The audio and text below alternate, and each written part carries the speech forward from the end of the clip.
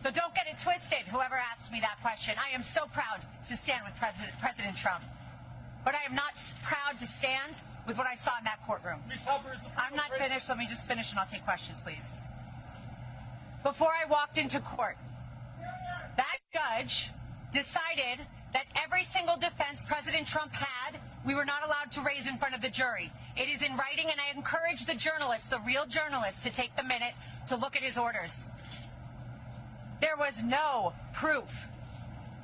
And I couldn't prove that she didn't bring in the dress. There was no DNA. There was no expert. My experts were denied. Two of them were denied to come in. They didn't let me bring up that Reid Hoffman funded Miss Kaplan. And you know what we got in there?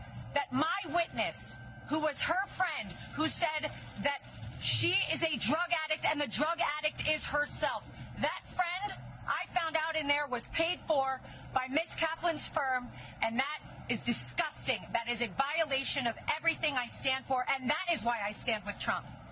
And that is why so many Americans are so proud that he is running again and so excited to run to the ballot box. But don't get it twisted. We are seeing a violation of our justice system. Ladies and gentlemen, you are not allowed to be stripped of every defense that you have. You are not allowed to be told that you can't bring it up.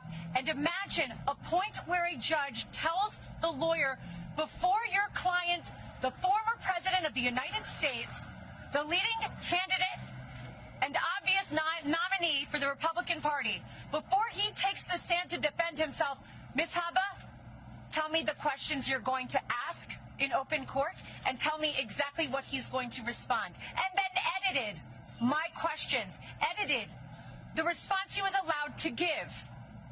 And guess what my client did? He took the stand. He abided by the rules of this corrupt system that I have seen. We will immediately appeal. We will set aside that ridiculous jury. And I just want to remind you all of one thing. I will continue with President Trump to fight for everybody's First Amendment right to speak.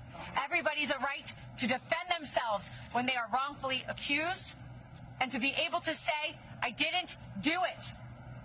And to double and triple and quadruple down and say, this is wrong.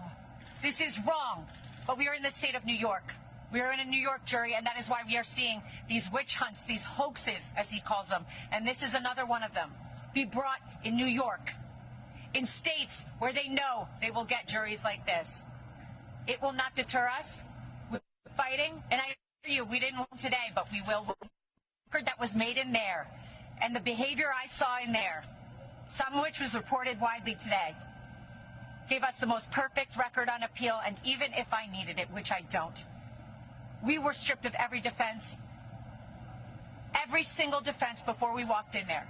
And I am proud to stand with President Trump because he showed up, he stood up, he took the stand, and he faced this judge. And you know what? I'll continue to do so with him. Yes. Ms. Habba, of course I've spoken with the president.